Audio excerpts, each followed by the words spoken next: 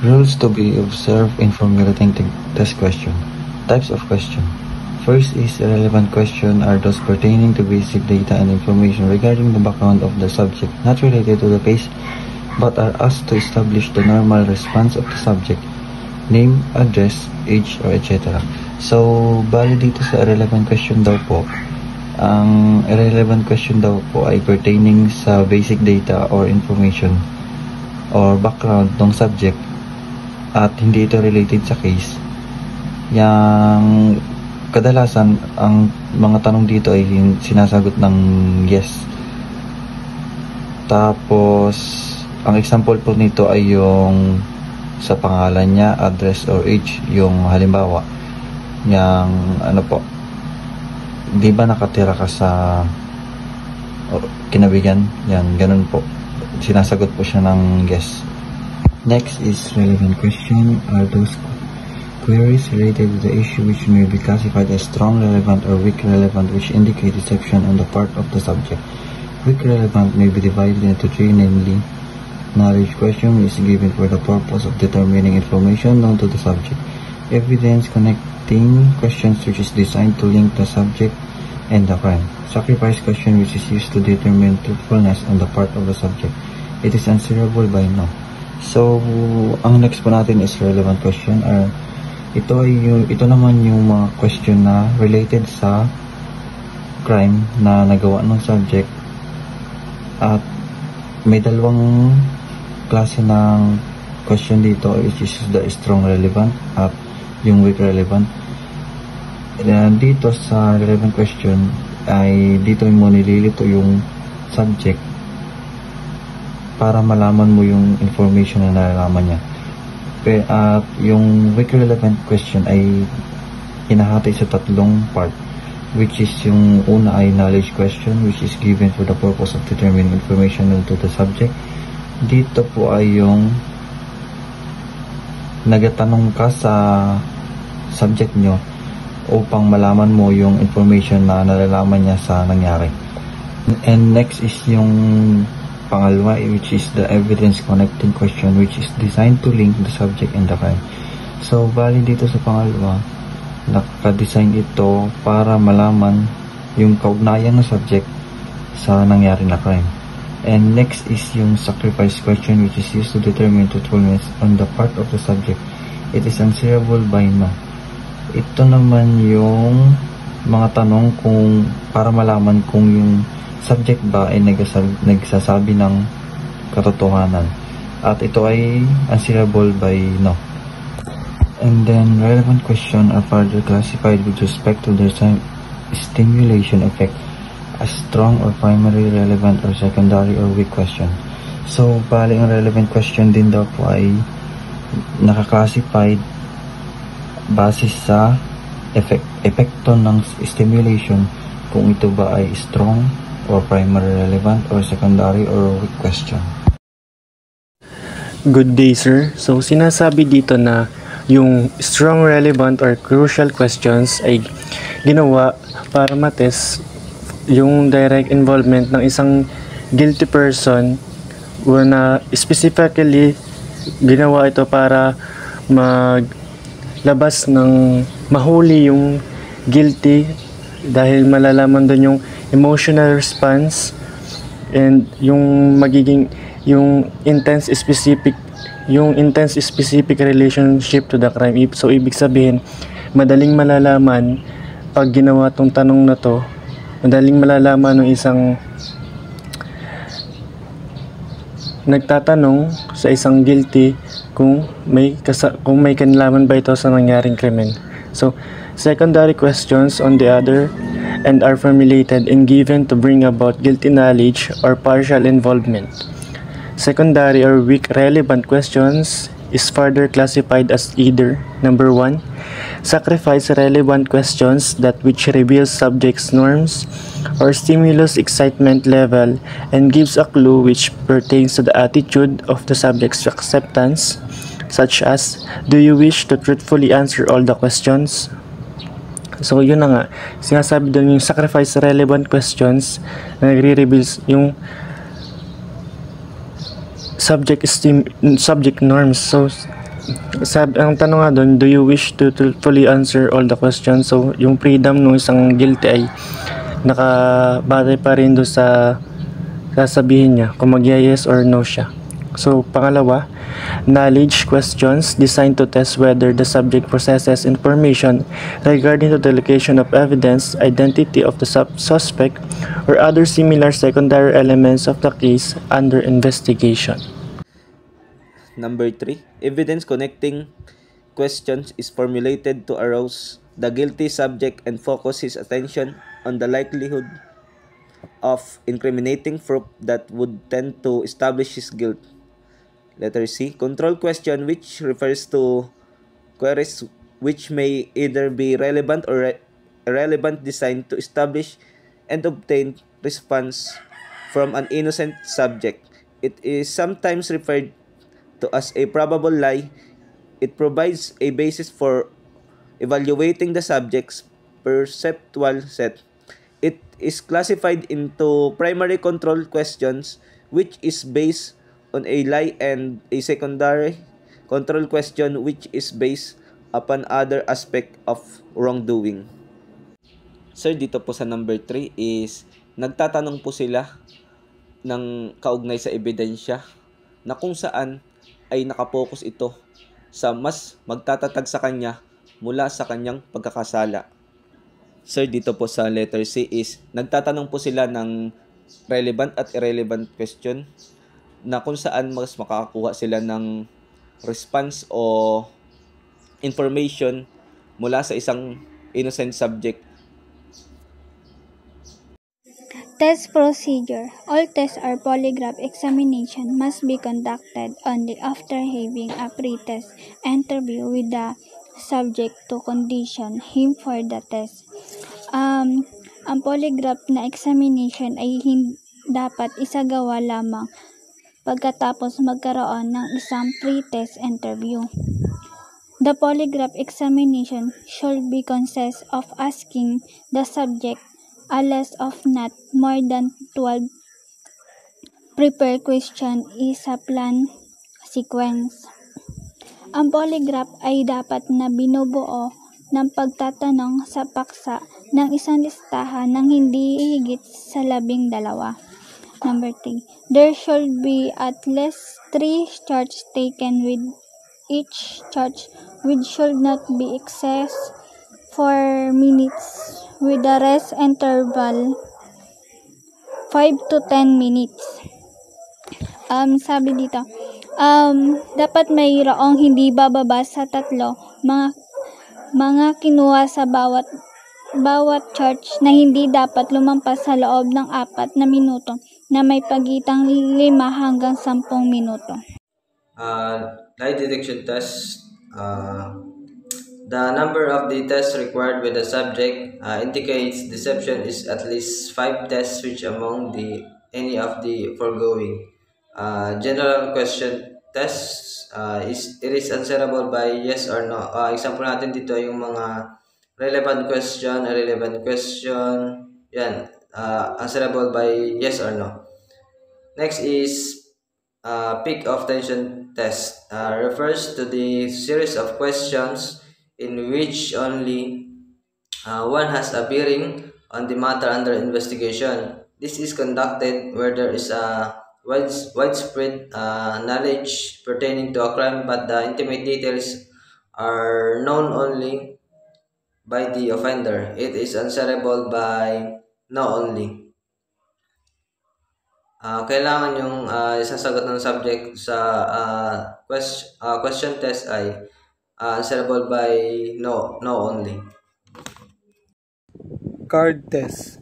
It is conducted immediately after the completion of first test while the pressure cuff is still deflated. The subject is asked to choose one from the 7 numbered cards, take it, and return the same without telling the examiner or otherwise identifying the chosen numbers. Ayon dito sa card test, ang isang examiner o isang subject na pumili ng isa sa ilang playing card test o pumili ng numero sa pagitan ng 3 at 7 na number test. Sinisagawa ito upang pasiglahin ang mga kasinungalingan ng isang examinee o subject. At kasunod nito ang kaugnay na tanungan. At sa pagkakataong subukang baliktarin ang polygraph ng examination ng isang examinee ay magre-resulta ito ng paglalantad ng isang kasinungalingan. Silent answer test is a confirmatory test because the subject is afraid of unfamiliar and the unknown. It is an examination in which the subject is instructed by the examiner. Ito ay isang confirmatory test dahil ang isang examinee or subject ay natatakot sa hindi pamilyar at hindi alam na katanungan. Ang silent answer test is one in which the subject is instructed by the examiner to refrain during the test from giving any audible answers to the questions that are to be asked to him. Guilt conflict test. In cases where the subject is overly responsive, this test is given, which consists of a test pertaining to a purely fictitious incident of a similar nature to the one under query. It designed to compare the responsiveness on it with those that appeared on the actual test recorded, wherein questions are those which pertains to that which is under investigation. This test is designed for diagnostic purpose to aid in the post-examination interrogation of a lying subject. Ang guilt complex ay sila yung mga taong naniniwala na may nagawa silang mali sa kanilang sarili. Sila yung mga possible na gumawa ng mga pag-uugali na makakasira sa kanilang sarili upang makayanan o malampasan ang kanilang matinding damdamin o pinagdadaanan. Signs you might be suffering from guilt. You have anxiety, crying, insomnia, muscle tension, rumination, regret, upset, stomach, and worry. Mixed question test. This consists of an arrangement of first and third questions administered for the purpose of discounting possible factor of accidental responses and to compare the degree of reaction between the control and relevant questions. The objective of such changes in question choice of words is to direct the subject's attention to certain particular items or situations, and in his doing arouse his concern that his earlier test records may be disclose some deception respecting one or more of the previous questions. These questions may be: number 1, would you indicate or refer to a subject who is considered a moderate responder to both control and relevant questions? Number 2, would refer to an erratic responder. And number 3, would refer to an unresponsive subject. For example, are you married? Second, is your first name Jerry? Number 3, do you know who stole the cash money of Juan de la Cruz? Number 4, before attaining the age of 20, have you stolen anything? Number 5, do you know that today is Thursday? Advantages in using mixed test questions. Firstly, we have additional pinpointer pairings. The mixed question test allows for additional pinpointer pairings of the relevant and control question responses. This means that the examiner can gather more specific and accurate data by comparing the responses to different types of questions. This can provide a more comprehensive understanding of the subject's knowledge or behavior. For example, in a psychology experiment, a mixed question test can include a mix of control questions and questions related to the experiment's variables. This allows the examiner to identify any correlations or relationships between the subject's responses to different types of questions, providing deeper insights into their behavior or attitudes.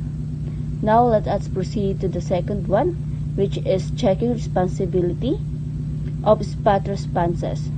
In a mixed question test, subject may respond at certain times during the test without regard to the question being asked. This allows the examiner to assess the subject's responsibility and attentiveness during the test. By analyzing the responses and observing any inconsistencies or patterns, the examiner can gain insights into the subject's level of engagement and understanding. For example, in a classroom setting, a mixed question test can include a combination of multiple choice questions and short answer questions. The teacher can observe if the student consistently provide thoughtful and accurate responses or if they tend to guess or provide careless answers.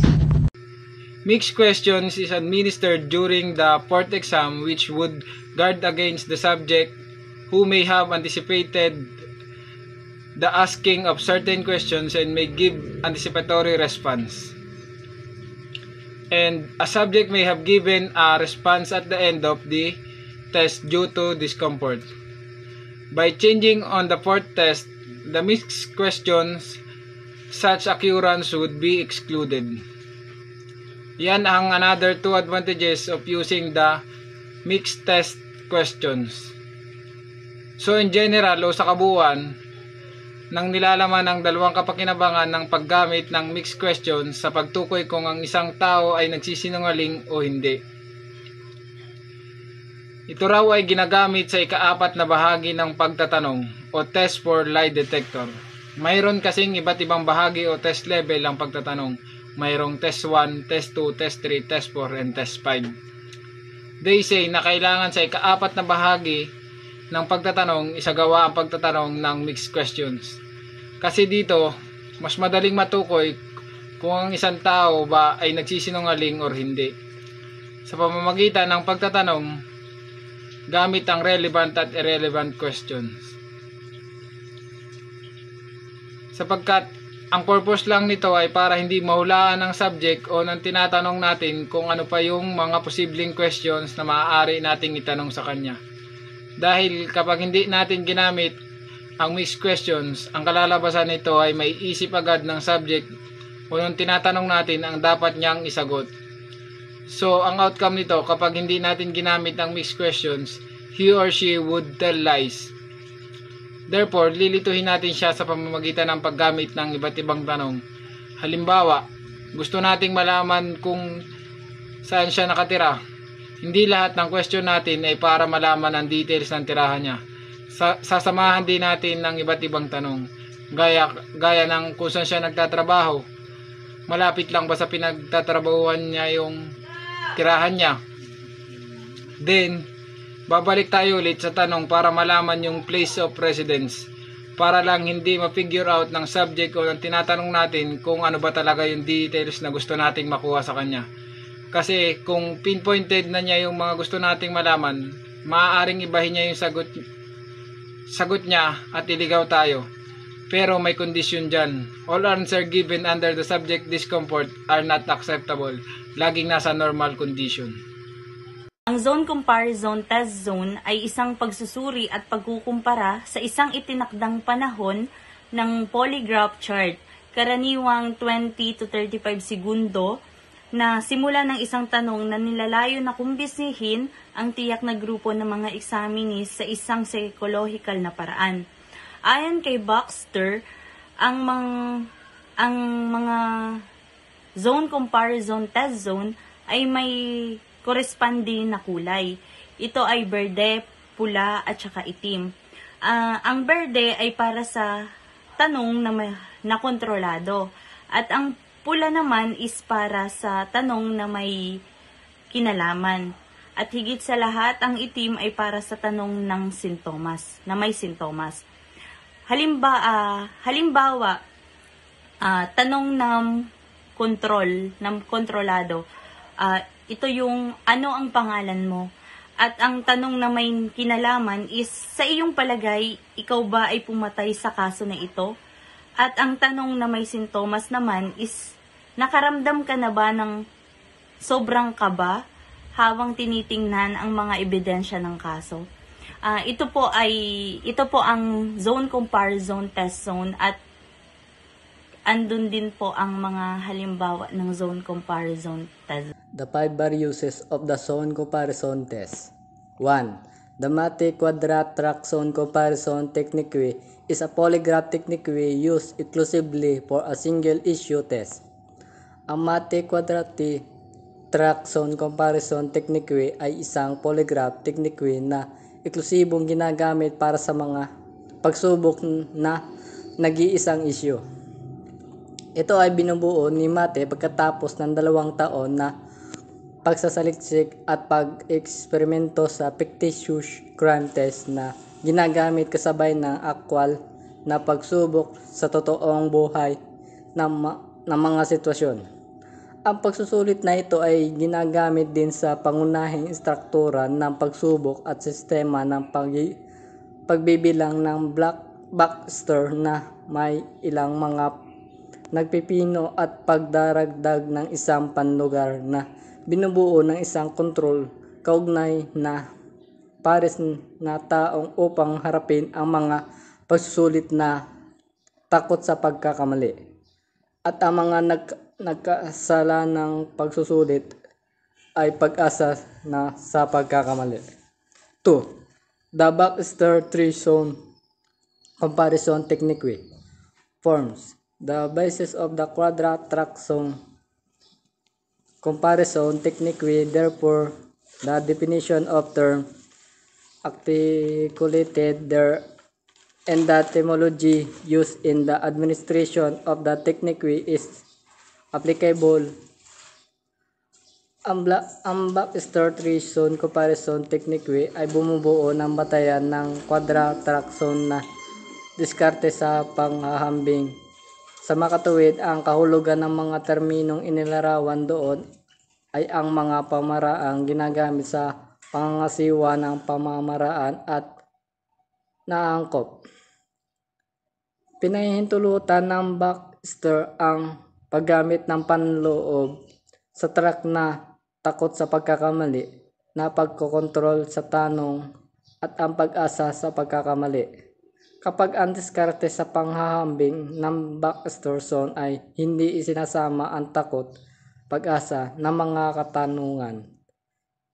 Ang tanging pagkakaiba sa natitira sa struktura ng pagsubok sa pagitan ng numero 1 at numero ng dalawang mga diskarte ang mga posisyon ng mga sintomas na tanong sa kabaligtaran. The Department of Defense Polygraph Institute by Spot Zone Comparison Technique. The first zone contains the relevant question concerning primary, secondary, and suspension knowledge questions. The second zone is used when there is only one question or issue that must be addressed in the examination.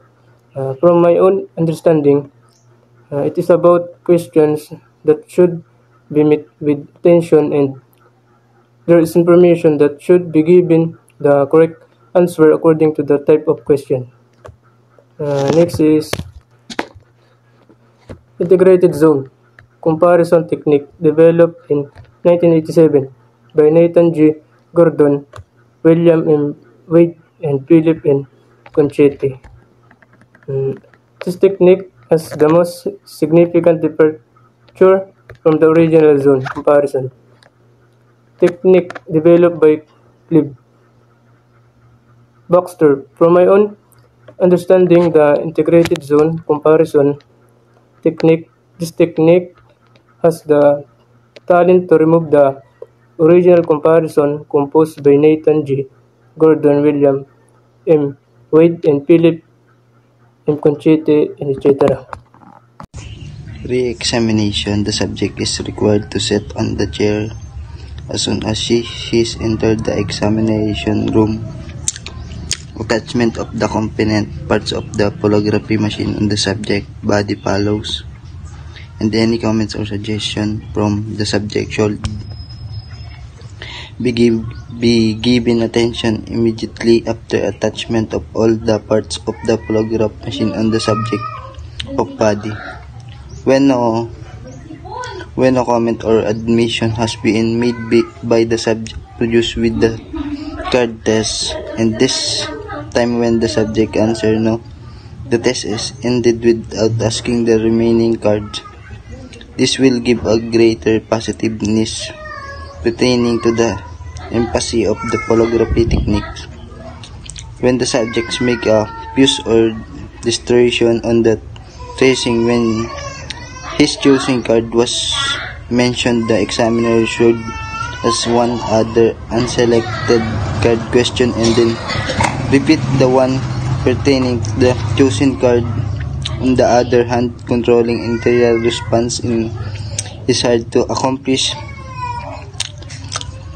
Next to impossible, no person has been known to suppress completely the internet activity of the body, such as the rapid heart palpitation, the rush of blood on the face, and gripping of the intents.